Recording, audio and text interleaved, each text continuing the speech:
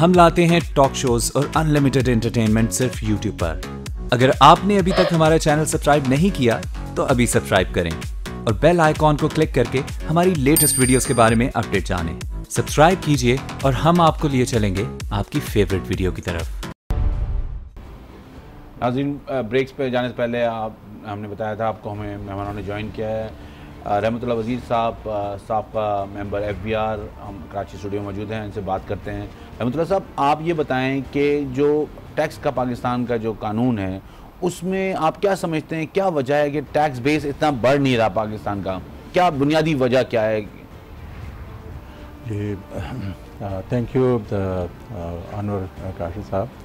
बुनियादी तौर पे जो हमारा टैक्स का निज़ाम है ये दो हिस्सों पे मुश्तमल है। एक हमारा डायरेक्ट टैक्स है जो इनकम टैक्स है, जो इनकम टैक्स ऑर्डिनेंस 2001 उसको गवर्न करता है, और दूसरे इनडायरेक्ट टैक्सेस है। इनडायरेक्ट टैक्सेस में हमारा सेल टैक्स है, फेडरल एक्साइज ड्यूटी है और कस्टम ड्यूटी है।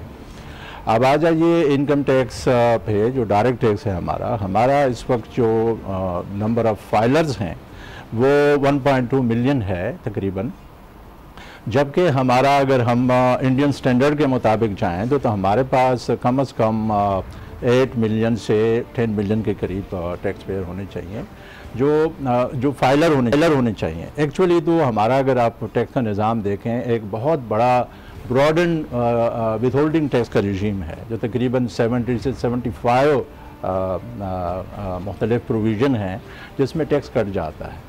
अब हमारा जो इनकम टैक्स का कानून है वो बेसिकली ये कहता है कि जो भी आदमी किसी भी प्रोविज़न में इनकम टैक्स देता है तो वो इनकम टैक्स पेयर है, लेकिन हमारे यहाँ फाइलर की तादाद बहुत कम है। तो उसमें बुनियादी तौर पे वजह यह है कि हमारा जो सिस्टम है उसमें कैच नहीं है। हमारी दुनिया में और हमारे में फ़र्क सिर्फ IT के इस्तेमाल का है, ऑटोमेशन का है। हमारे यहाँ ऑटोमेशन पर रिलायंस कम है। एक तो ये है कि हमने जब 2007 में FBR एक्ट लाए, उसमें एक सेक्शन 14 डाला जिसमें हमने कहा कि एक सेंट्रलाइज्ड डेटा बैंक हम क्रिएट करेंगे जिसमें तमाम इदारे, जिसमें स्टेट बैंक है, बैंकिंग सेक्टर की कंपनियां हैं और गवर्नमेंट, सेमी गवर्नमेंट, प्राइवेट जितने भी इदारे हैं उन सब ने हमें रियल टाइम पे डेटा देना था। वो हमारा सेंट्रलाइज्ड डेटा बैंक नहीं बना, जिसकी वजह से हमारे टैक्स के निज़ाम में कैच नहीं है। तो कैच ना होने की वजह से जो नॉन फाइलर है वो हमें टैक्स रिटर्न नहीं फाइल कर रहे हैं। मतलब सर, जो आप बात कर रहे हैं इसका मतलब ये होगा कि इंटीग्रेशन नहीं है डिपार्टमेंट्स के अंदर और इसकी वजह से लोग जो हैं उसका फ़ायदा उठा रहे हैं। जी हाँ, मेरा ज़ाती तौर पे बुनियादी ये है, और ये हमारा और मगरिब का फ़र्क ही यही है। जब हमने FBR का विजन बनाया उसमें ये हमने कहा कि FBR should be A fully automated, modern and progressive institution. अब फुली ऑटोमेशन जो है वो अभी तक FBR में नहीं आया। चलिए, ये बात तो आपकी बिल्कुल सही है, लेकिन अगर आप ये बताएं कि अगर हम देखें इनकम टैक्स का कानून या सेल टैक्स का कानून जो भी हम देखते हैं उसमें आप क्या समझते हैं, कोई बुनियादी तब्दीली लाने की ज़रूरत है क्या, या मैच्योरिटी लेवल पे आ गया है, और कोई पॉलिसीज़ में कोई आप समझते हैं कि पॉलिसी में कोई अमेंडमेंट की गुंजाइश है? पॉलिसी में भी बहुत ज़्यादा अमेंडमेंट की गुंजाइश है। एक तो बुनियादी तौर पे हमें ये देखना है कि जो डायरेक्ट टैक्स नेट में लोग नहीं आ रहे हैं उसकी बुनियादी वजह क्या है। ठीक है, हमारी सिस्टम से जो हैरासमेंट का अंसर है और बार बार ऑडिट का अंसर है, इसको हमें ख़त्म करना पड़ेगा ताकि लोगों को कॉन्फिडेंस हो। और हमें लोगों को देना पड़ेगा कि जी अगर आप टैक्स नेट में आते हैं तो 2, 3, 4 साल आपको हम ऑडिट नहीं करेंगे, बल्कि उन लोगों के पीछे हम जाएंगे जो नॉन फाइलर हैं और पोटेंशियल टैक्स पेयर हैं। ये नज़र आना चाहिए लोगों को कि जो नॉन फाइलर है उनके पीछे डिपार्टमेंट ज़्यादा लगी हुई है, और उन बनस्बत उन लोगों के जो रिटर्न फाइलर हैं, तो रिटर्न फाइलर को एडवांटेज इस पोजीशन में रखना चाहिए डिपार्टमेंट। आपकी बात बिल्कुल आ गई।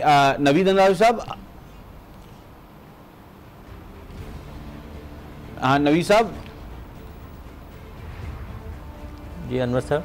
जनाब, आपने सुना कि रहमतुल्लाह साहब ने जो बात की वो बुनियादी, जो उन्होंने कहा कि जो कैच है वो टैक्स पे वो कैश नहीं कर सकते, कोई इंटीग्रेशन नहीं है, तो ये वो समझते हैं कि बुनियादी मसला है जिसकी वजह से टैक्स निज़ाम बढ़ नहीं रहा।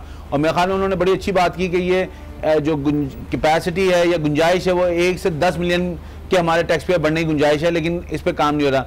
अब आप, क्योंकि आज हमने अपना जो मौजू रखा है वो टैक्स के बजट के हवाले से कोई अमेंडमेंट, या आपके ख्याल में इस वक्त जो कानून है टैक्स का, उसमें क्या जो टैक्स पेयर है उसको क्या मसाइल, बुनियादी मसाइल क्या दरपेश हैं? शुक्रिया अनु साहब। मैं रहमतुल्लाह साहब की बात को आगे बढ़ाते हुए आपसे अर्ज़ करता हूँ कि हमारे पास जो इस वक्त पोजीशन है वो ये है कि हम जो हमारे एग्जिस्टिंग टैक्स गुजार हमारे नेट में अवेलेबल हैं, यानी कि 1 मिलियन के करीब या 1.2 मिलियन के करीब हैं, हम बार बार उन्हीं को रजू करते हैं और उन्हीं से ही सारा मामला या अपना रेवेन्यू टारगेट जनरेट करने की कोशिश करते हैं। खान साहब ने भी बताया कि 75 के करीब हमारी विद होल्डिंग प्रोविजंस हैं जी, यानी कि हमने जो डायरेक्ट टैक्स है उसको भी इनडायरेक्ट टैक्स बना दिया है। ठीक है, मसलन कि मेरा एक्सपेंस है तो मैं उसके ऊपर टैक्स कट जाएगा, हालांकि आमदनी के ऊपर टैक्स होना चाहिए। ठीक है, क्योंकि ये इनडायरेक्ट टैक्सेस जो नहीं है, ये सेल्स टैक्स नहीं है। मतलब मैंने गाड़ी का टोकन पे किया है तो मैं उसके ऊपर आपको टैक्स दे दूंगा। ठीक है, आपकी बात तो सारे 10 पोजीशन, आपकी बात बिल्कुल सही है, लेकिन मैं ये कह रहा हूँ कि 3-4 आप क्या बुनियादी समझते हैं इनकम टैक्स कानून में या सेल टैक्स में बुनियादी क्या क्या ऐसी चीजें इस्लाहात लानी चाहिए जिससे टैक्स निज़ाम बेहतरी की तरफ जा सकता है? सबसे पहले तो हमें माइंडसेट चेंज करना है कि broadening of the tax base उसको हमने बढ़ाना है, ना कि रेवेन्यू कलेक्शन का माइंडसेट रखना है रेवेन्यू कलेक्टर के ज़हन में। ठीक है, इसके लिए हमें एक पैराडाइम शिफ्ट चाहिए एफबीआर में, और उसके लिए जो डेटाबेस चाहिए जो खान साहब ने अभी बताया है कि हमें डेटाबेस चाहिए, वो हमें नहीं, उन्होंने कहा है कि हमने सेंट्रल डेटाबेस बना दिया था लेकिन उस पर अमल नहीं हुआ। जी, मैं इसीलिए कह रहा हूँ जी पैराडाइम शिफ्ट की जरूरत है कि हमें अमल जो है वो दूसरी तरफ लेके जाना है जी। दूसरी बात यह है कि इंसेंटिव देना है हमें टैक्स गुजार को, या जो एक्सपेक्ट हमारा पोटेंशियल टैक्स पेयर है कि भाई आप टैक्स नेट में अगर आएंगे तो आपको ये बेनिफिट होगा। अभी तक कोई बेनिफिट नजर नहीं आता सिवाय इसके कि अगर मैं टैक्स नेट में आ गया तो मैं फिर दोबारा अगले साल, उससे अगले साल फिर मेरे ऊपर एक कदम जो ऑडिट की है या विदहोल्डिंग की है। सही है। अब आप ये भी देख लीजिए कि जो टैक्स गुजार रजिस्टर हो जाता है वो विदहोल्डिंग एजेंट भी बन गया हुआ है। ठीक है, तो आपसे विदहोल्डिंग एजेंट के तौर पे टैक्स कलेक्ट कर लिया जाता है जो कि इनडायरेक्ट है, यानी कि वो इनकम टैक्स और डायरेक्ट टैक्सेस की किसी भी सूरत में वो उसको सेटल नहीं कर सकता। आप ये नहीं कह सकते कि मैं डायरेक्ट टैक्सेस कलेक्ट कर रहा हूं, आपने एक एजेंसी क्रिएट की विदहोल्डिंग एजेंट की और उसी से सारा कुछ निकालते चले जा रहे हैं। ठीक है, ऐसा नहीं हो। मेरे नजदीक सबसे इंपॉर्टेंट चीज ये है आप टैक्स बेस को बढ़ाइए, अपनी डेटाबेस जो आप है उसको, और दूसरा टैक्स रेट्स को लोअर कीजिए। ठीक है, हर चीज का आपने रेट लगाया हुआ है, मसलन आपने ऑल्टरनेट कॉर्पोरेट टैक्स लगा दिया, मिनिमम टैक्स लगा दिया आपने रेपुटेशन के लिए। नबी साहब, ये जो ऑल्टरनेट कॉर्पोरेट टैक्स है, क्या ये टैक्स कानून के मुनाफी नहीं है? क्योंकि टैक्स कानून तो ये कहता है कि इनकम टैक्स की कंपटीशन के मुताबिक टैक्स देना है आपने।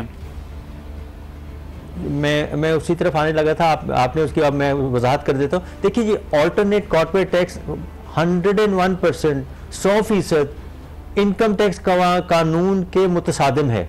ठीक है, क्योंकि वो अकाउंटिंग इनकम का 17% आपसे ले रहा है। ठीक है, accounting income is not a taxable income or taxed income or should be a tax income.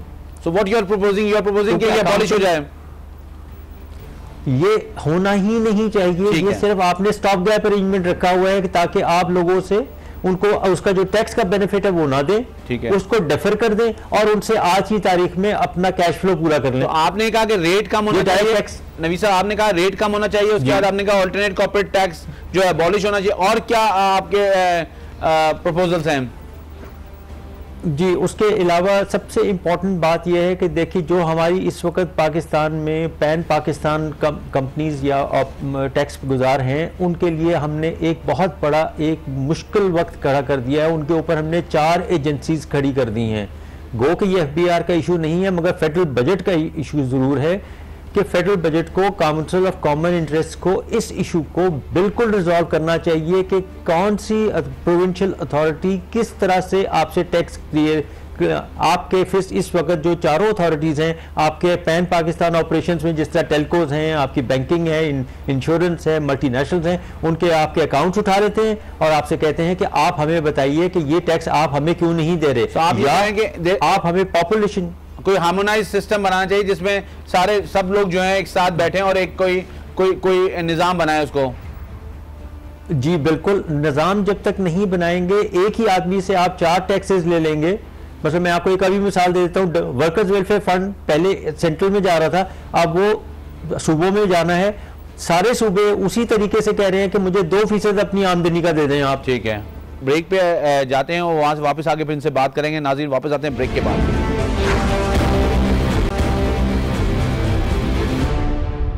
Ramza साहब, आपने देखा कि नवीद अंजावी साहब ने भी कहा कि रेट जो हैं कम होने चाहिए, विद होल्डिंग के प्रोविजंस कम होने चाहिए। तो आप क्योंकि आपका पूरा कैरियर एफबीआर में गुजरा, तो आप क्या समझते हैं कि क्या वजूहत हैं कि एफबीआर रेट नहीं कम कर पा रहा? सेल टैक्स में देखें कि बहुत डिमांड हुई कि रेट कम हो जाए, सिंगल डिजिट में आ जाए, तो क्या ऐसी वजूहत हैं जिनकी वजह से ये नहीं हो पाता?